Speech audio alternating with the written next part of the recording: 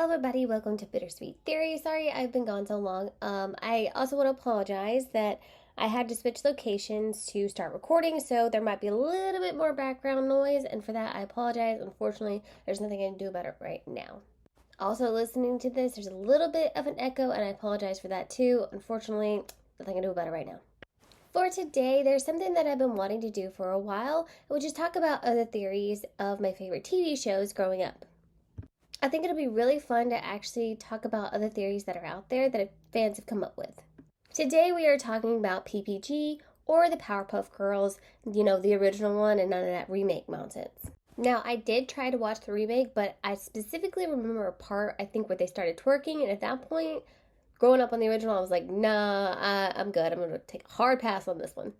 So, moving forward with this theory, we're going to talk about the original show and not any of the remake.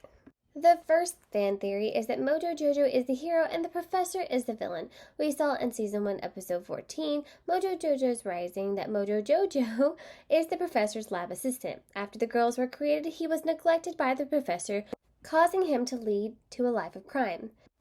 All of his actions are to seek revenge against the professor and get his attention back. He plans on doing this by taking over the world and getting rid of the professor's beloved Powerpuff Girls. Some fans argue that if he never succeeded in ruling the world, that he could make things better by bringing order with technological advances.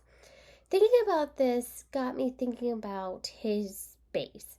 It's right in the middle of town, and if he's not even trying to hide the fact that he's a villain. Come to think of it, all of the villains in town hide from the Powerpuff Girls, but Mojo Jojo makes himself known and is not afraid of the challenge. The mayor could also have Mojo Jojo's base destroyed, but there are no preventative measures to keep the people of Townsville safe. The mayor only follows the orders of Miss Bellum, someone who has always been by his side telling him what to do. A lot of fans believe that she may be the result of a government corruption. This made me question if she owns part of the city, perhaps ones with very large villain bases on them. Miss Bellum's exact role in Townsville government is never really explained, but she is the mayor's highest assistant and essentially runs the city. While there is no indication that she personally owns parts of Townsville, she does wield a lot of influence over its operations. If anyone were making smart decisions about city planning, like destroying Mojo Jojo's base, it would probably be her, but since the show never explores who owns parts of the city, it remains unclear whether she has any personal stakes in the city's land. What this means is that she has the power over the mayor to take preventative actions to protect the people, but doesn't. This makes you start to question what's really going on. Hearing this theory, what I think might be going on here is that the reason why Miss Bellum doesn't influence the mayor to get rid of all of the villains is because they don't have the military support to do so, so therefore they rely on the Powerpuff Girls to do it. In an ideal situation, yes, you would want all the villains gone, but what they're settling for is them being able to be controlled or put into place by the Powerpuff Girls. The next two theories kind of go hand in hand, so I just decided to talk about them at the same time. Him is believed to be Professor Utonium's dark side. Him is often considered to be one of the most terrifying cartoon villains of all times. Some fans speculate that he is actually the devil himself, or worse, an adaptation of Professor Utonium's dark side. He has control over the girls' minds in episodes like Speed Demon and Octa Evil suggests that he has a deeper psychological connection to the girls. With this theory, I don't think him is the professor's dark side, but he was created by the professor. That leads me to the next theory. Chemical X wasn't an accident.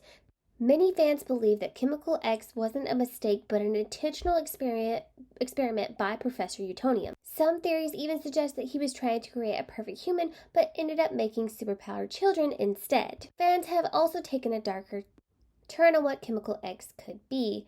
Some form of nuclear energy or some unknown supernatural force. Hearing these two fan theories got me thinking about the professor's actions. We know the professor made the girls in his basement, and he doesn't leave the house to go to work to a lab in town. That would suggest that he would have to sell experiments to be able to afford the house and common things like food for the girls. So I believe it is possible that all of the villains that we see in Townsville are failed experiments by the professor. This could explain why all of the villains in Townsville have a lot of hostility towards the Powerpuff Girls. Here are my thoughts on what is really going on. The professor used to work in a different lab, as evidenced by his coworker who comes to visit him. He says that they could make a lot of money off the Powerpuff Girls, but the professor rejects the idea of making money. That's because that lab they were working in was designed to create villains to aid in government corruption. I'm going to use episode 12, Super Sick, as an example. Due to the Amoeba Boys, the whole town becomes sick. This would lead to more sales in cold medicine and other products. That would mean that other companies that hear about the whole town getting sick, they would want to set up shop in town. That would lead to more money to the mayor and Miss Bellum. Please let me know what you think down in the comments for that theory. Another theory is that the show is a government experiment to prepare for nuclear war. Allow me to explain. Going back as an adult, the town seems a little fake. Like when the professor is making the girls at the beginning of every show, sugar is just labeled a generic word of sugar. There's no brand of sugar on the box. Also, everyone in Townsville lives in happiness like nothing is going on in a town where everything bad happens around them. Some of the villains in Townsville are really powerful, but they choose to stay in Townsville. Now, it could be that they do want their revenge against the professor, but they could just as easily leave town and take over another city. That brings me to Citiesville. Featured in the episode Out of Town, Citiesville is portrayed as a more urban area compared to Townsville. The Powerpuff Girls temporarily moved there, but struggle because the city has different laws and people aren't welcoming to their crime-fighting style. Doing this would prove the need for the Powerpuff Girls to take out enemies or villains that were created by a nuclear chemical X or something else that could potentially happen. You could even go as far as the narrator of the show is the main project leader and is presenting the show as a project presentation to investors. We even see a simulation in the show when Bubbles is being teased about being the weakest Powerpuff Girl in the monster simulation. At night, she sneaks out and cranks the simulator up to 11 to let out all her inner rage. This could be a metaphor for what is really going on in the show. To also support this theory, in Season 2, Episode 12, the kindergarten teacher could be a scientist due to the complex math problems she's able to do for her class. She's writing the formula for time travel on the board, then the girls go so fast they are able to travel through time. This could be an experiment done on the girls to showcase to the government that they are able to time travel and what consequences would happen. There's a lot more I want to talk about for this episode, but that'll have to be for another video. What I want to talk about is the connection with the red sky that you can see in a lot of other Cartoon Network shows. The last thing I want to talk about for this video is Chemical X. As I was looking into all of these theories, I came across an episode that got me really thinking about what is in Chemical X. In the episode Abracadabra, we see a long time ago that there was a girl that looked a lot like Blossom. Seeing this had me convinced that the DNA of this little girl had to be in Chemical X. That would mean that Blossom, Bubbles, and Buttercup are different versions of this girl's DNA.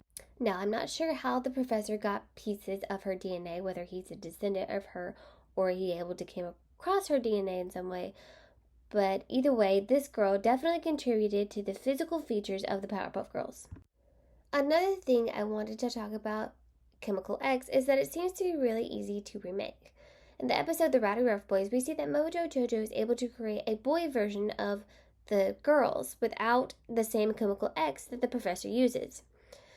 But the boys look the exact same as the girls. So now I'm thinking that the water supply of Townsville could be compromised in some way. Please let me know what you think down in the comments for this. I'm really trying to understand exactly what is in Chemical X and exactly what it's capable of doing. That is all I have for you today. I enjoyed talking about all of these fan theories and some of my own. Please let me know what you think down in the comments about the Powerpuff Girl theories. Please subscribe if you haven't, and until next time, it's been bittersweet.